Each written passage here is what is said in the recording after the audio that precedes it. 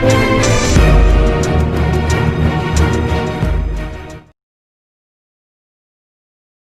सिर पर सफेदी और चेहरे पर झुर्रियां नजर आए, नजर कमजोर हो और शरीर साथ न दे तो समझिए आपकी उम्र बढ़ रही है और बुढ़ापा नजदीक है। आखिर कैसे और क्यों आता है बुढ़ापा? क्या ढलती उम्र को रोकना संभव है? जानिए मानव शरीर के उन रहस्यों को जिसे अब विज्ञान ने खोज निकाला है।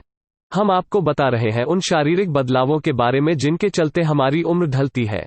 आइए सबसे पहले जान लेते हैं कि ढलती उम्र आखिर है क्या।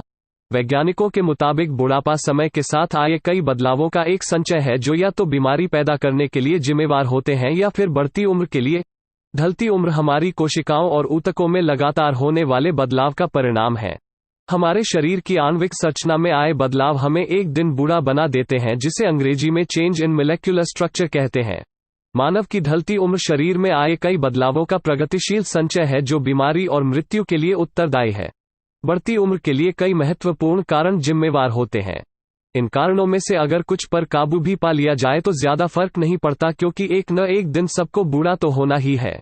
हम अपने जीवन को सुरक्षित जरूर कर सकते हैं, लेकिन चाहकर भी अपनी उम्र नहीं बढ़ा सकते।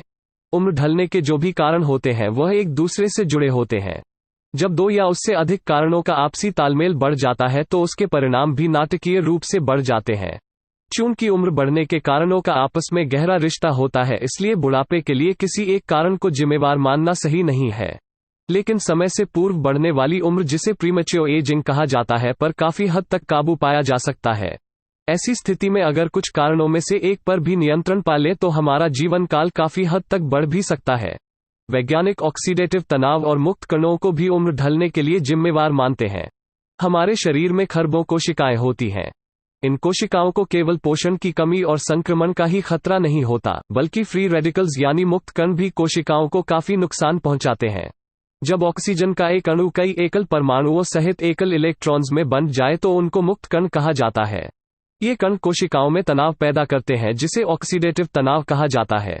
दरअसल जब मुक्त कण दूसरे अणुओं से इलेक्ट्रॉन चुराने की कोशिश करते हैं, जिससे डीएनए और दूसरे अणुओं को नुकसान होता है, फलस्वरूप खतरनाक बीमारियां जन्म लेती हैं।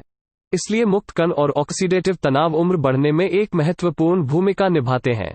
साफ है कि समय के साथ साथ जैसे जैसे हमारे शरीर के अंगों, कोशिकाओं और अणुओं को नुकसान पहुंचता है, हम बूढ़े होते जाते हैं। जैविक घड़ियां यानी बायोलॉजिकल क्लॉक्स एक जीव की जन्मजात घड़ी नुमा उपकरण है। वे विशिष्ट अणुओं से निर्मित होती हैं जो पूरे शरीर की कोशिकाओं के भीतर परस्पर क्रिया करती हैं। जैविक घड़ियां लगभग हर ऊतक और अंग में पाई जाती हैं। शरीर की कोशिका को होने वाला किसी भी तरह का नुकसान उस कोशिका की मृत्यु का कारण बन सकता है। यदि हम पर्याप्त कोशिकाएं खो देते हैं तो हमारा अंग या ऊतक काम करना बंद कर देता है। आखिर में इंसान की मौत हो जाती है। वैज्ञानिकों के मुताबिक टेलोमेरस के छोटा होने से भी हमारी उम्र घटती है। टेलोमेरस हमारे गुणसूत्रों के सिरों की रक्षा करते हैं, लेकिन हर कोशिका के विभाजन के बाद इनका आकार कम होता जाता है और कोशिकाओं का विभाजन सीमित हो जाता है। टेलोमेरस का लगातार घटता आकार हमारे डीएनए पर बुरा असर डालता है। हमारे गुणसूत्रों के सिरे और कोशिकाएं अपनी क्षमता खोने लगते हैं।